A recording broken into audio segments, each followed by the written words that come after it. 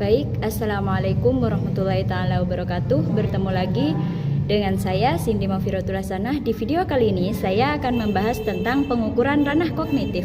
Pengukuran ranah kognitif merupakan bagian penting dalam evaluasi pembelajaran yang bertujuan untuk menilai kemampuan berpikir peserta didik. Ranah kognitif berkaitan dengan aspek pengetahuan, pemahaman, dan kemampuan intelektual yang diperoleh peserta didik setelah mengikuti proses pembelajaran. Ranah kognitif mencakup beberapa tingkatan kemampuan berpikir yang umumnya merujuk pada taksonomi Bloom, yaitu mulai dari kemampuan mengingat, terus memahami, menerapkan, menganalisis, mengevaluasi hingga mencipta. Dan kemampuan mengingat berkaitan dengan daya ingat peserta didik terhadap fakta, konsep atau istilah.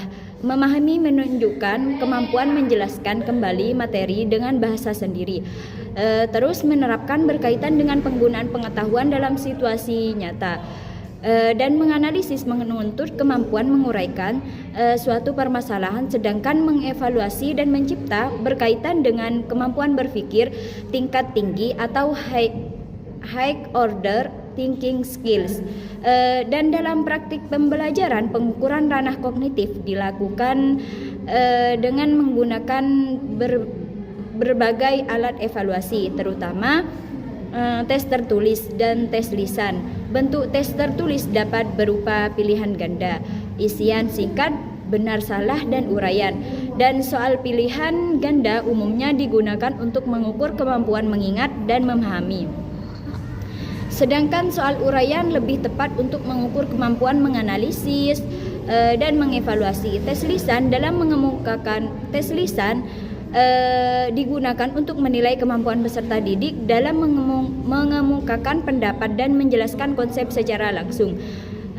Pengukuran ranah kognitif harus disusun secara sistematis dan disesuaikan dengan tujuan pembelajaran serta tingkat kemampuan peserta didik.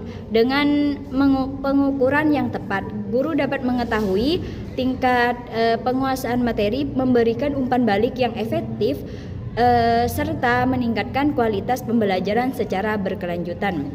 Mungkin cukup sekian pembahasan kali ini. Bertemu lagi dengan saya di video selanjutnya. Bye bye.